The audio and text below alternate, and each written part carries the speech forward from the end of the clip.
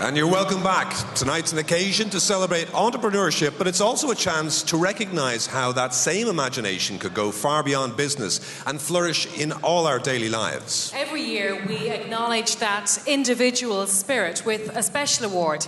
Last year it went to Anna May McHugh, founder of the National Ploughing Championships and the unsung heroine of Irish rural life. Well, to announce this year's recipient, will you please welcome the Ernst & Young partner in charge of Entrepreneur of the Year, Frank O'Keefe.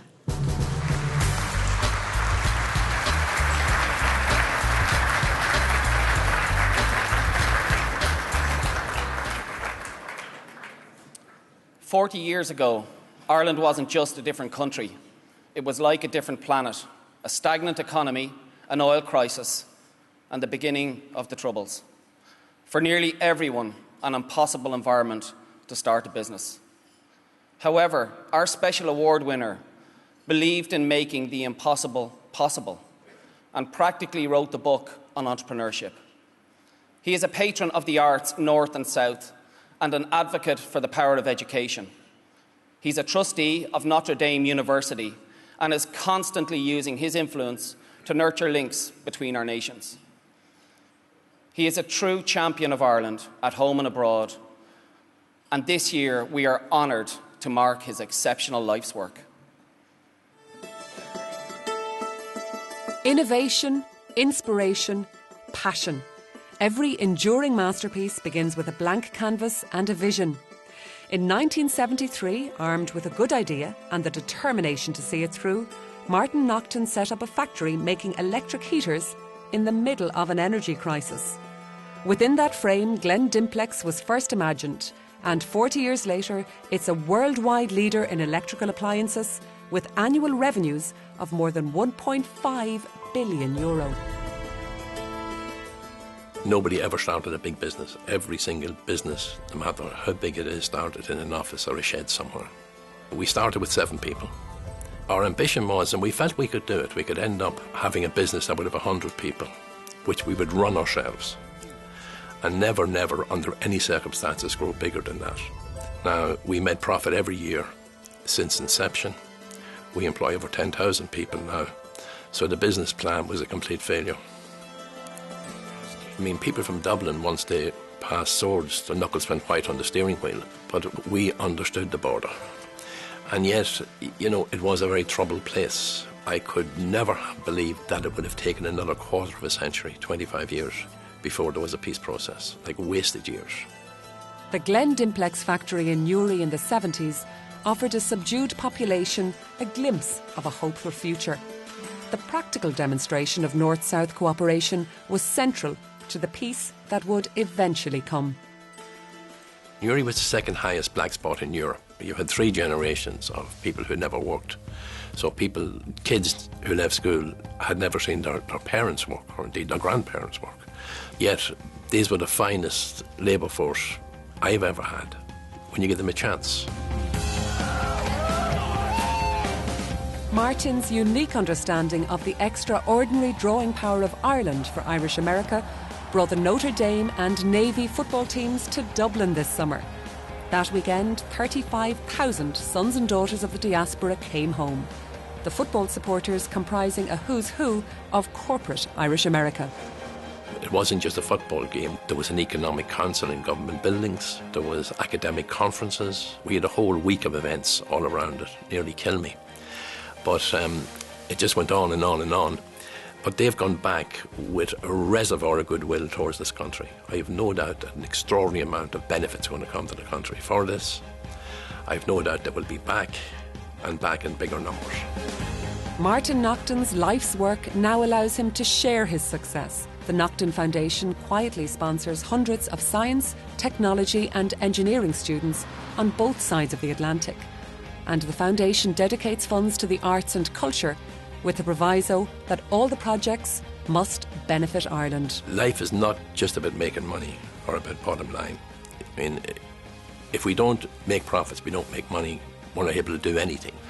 I think you have to regard money as a commodity, and if it can do good and you can direct it in the right places And everybody will have their own priorities. So we think education first, and then art and culture are important in any society. Through the good times, the bad times, and the ups and downs, we've stayed with the country. My family are all here, my children are all here, my grandchildren are all here, and that's a great blessing. I also think that where Ireland is at now is not a destination. We're on a journey, and we will get to a better place. The speed we travel at is the only question.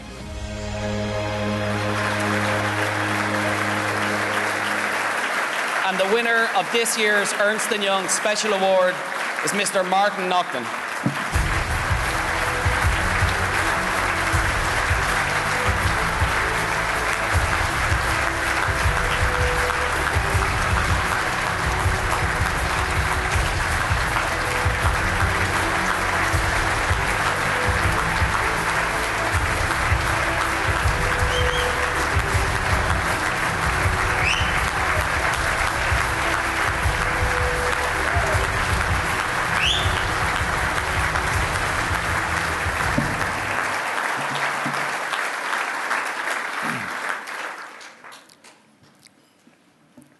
Over 30 years ago, I read a newspaper article where I was referred to as an entrepreneur.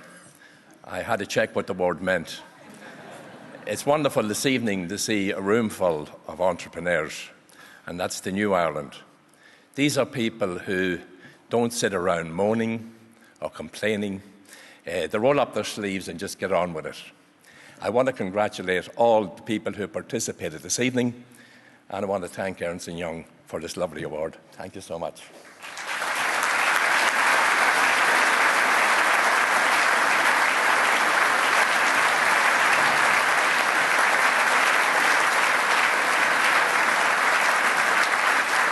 Well, this is the 15th outing for the Entrepreneur of the Year Awards, and there have been many winners and losers over the years, many venues, even many hosts. A year is a long time in show business, even longer in business. You should all take pat on the back for staying afloat in this economic climate, and in turn for helping Ireland stay afloat. And ladies and gentlemen, would you please now welcome a figurehead for the reputation of Ireland as a place of optimism, imagination and creativity. The President of Ireland, Michael D. Higgins.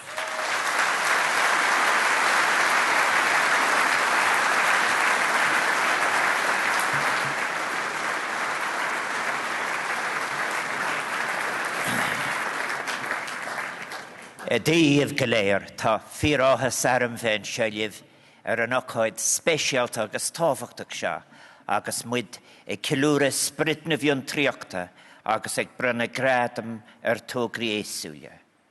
Good evening, ladies and gentlemen. I'm absolutely delighted to be here on this special evening, and I want to thank Ernst & Young for their invitation and to commend them for their continued long-term support of this valuable award programme.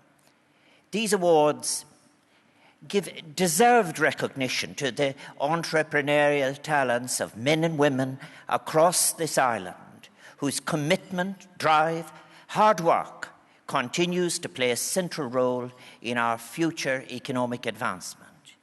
It gives us the opportunity to acknowledge and celebrate in a very public way the depth of the entrepreneurial talent that is developing and flourishing in our country.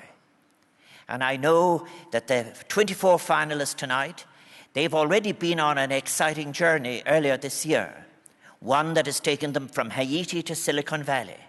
The group travelled to Haiti to see the work undertaken by an Irish charity set up in 2007 following a great disaster. And their visit to this year's CEO retreat brought them to Silicon Valley, the cradle of technological developments. Now, real and creative entrepreneurship is vital for Irish economic recovery and growth. A successful entrepreneurial society built on creativity and excellence can generate a range of strategic, economic, social and personal benefits, which are just so important as we look in ways to create employment, to restart growth, to build an economy on a sustainable, ethical foundation. And it is people like these finalists who are here tonight, who are willing to innovate, take the risks and dream the big dreams, who will help to lead our economy to recovery. I've spoken before of how the capacity to change our world still exists. Yes, we can choose to be active citizens, defining our future and that of our children. And there is a growing understanding of the need to bring ever more creativity into, for example, our classrooms, to teach students more of how to think rather than what to think, to encourage them to be the arrow, not the target.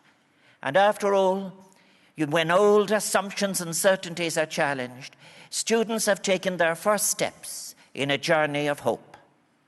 Now, some recent research has suggested that entrepreneurs can be split into 3 types. Darwinians who focus on establishing strong and profitable firms and strive for success. Communitarians who are enthusiastic about their innovation but wish to share it with the wider community. And those typed as missionaries who believe their businesses can help change society. We need all 3 combined in our innovative citizens. So I say to all the finalists, whether you're trying to build the strongest company ever, or help your community, or change society, or indeed for those valuable high achievers to achieve all 3, we support you as our team.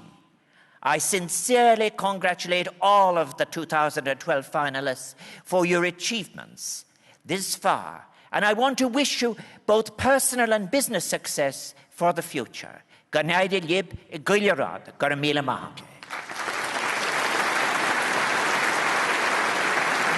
and gentlemen, Uachtaráin na hÉireann, Michael D. Higgins. And now we've reached that moment.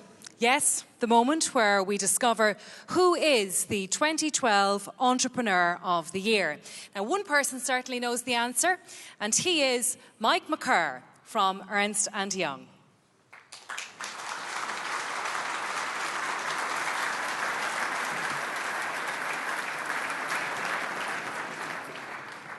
Every one of tonight's finalists is a credit to Ireland. They show the kind of vision and honest commitment that the country needs right now and for the future. 3 of those determined entrepreneurs are in the running for this year's overall prize. Let's remind ourselves who they are. I wouldn't be here if I didn't want to win it. I wouldn't be here if I didn't want to win it. I think being selected is huge for me.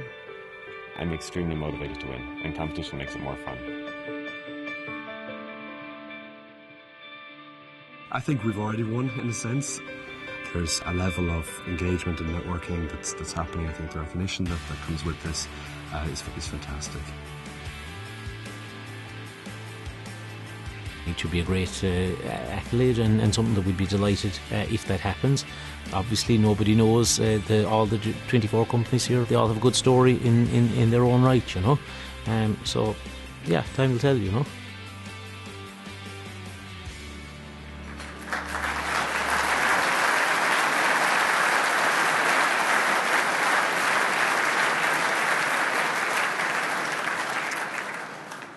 Three very deserving contenders, but there can only be one overall winner. The 2012 Ernst & Young Entrepreneur of the Year is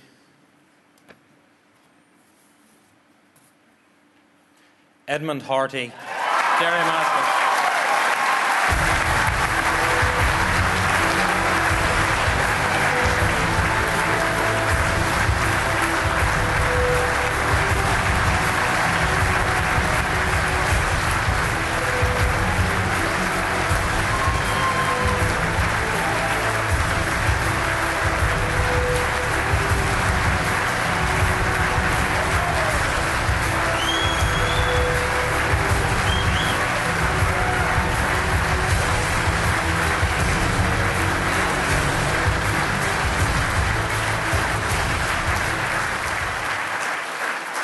There's no doubt about it. You're a hugely popular winner in the room. But did you have any idea this was going to happen tonight? I had no idea at all, and I'm over the moon, delighted. So what does it mean for you then and for Dairymaster? I suppose basically it shows that, you know, from Ireland, from Kerry, you can export to all the countries around the world. You can be the best, you can have the best product, and you can do it. What about inspiring other entrepreneurs? Do you feel that's part of your job now that you have this in your hands? I think it is, because I think the most important thing is to have self-belief, to go out there, go for it, and just do it. Does tonight make it all worth it? All the hardship that no doubt you had, and lots of people identify with that story along the way? Absolutely. It's great to have tonight. It's great for everybody in the company. It's great for all our customers. It just shows, you know, where we're at, you know. And I think to other people that want to go and do it, just go ahead and do it, you know. Is that what you hope will happen from tonight? I mean, what message would you, as the overall winner, like to send out to those watching this at home? I suppose it's important to do the best you can. You know, try as hard as you can. You know, go for the faraway hills and, you know, try and spread your wings. Well, Edmund, congratulations, and the champagne is on you. No bother.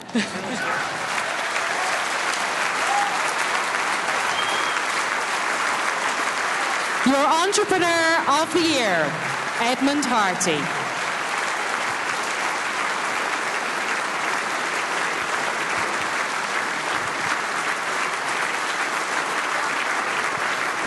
To thank our guest of honour, the President of Ireland. And we also want to offer our sincere congratulations to all of our nominees and our winners. The celebration has to draw to a close, and we're going to hide the bottles and the silverware before the Troika arrive.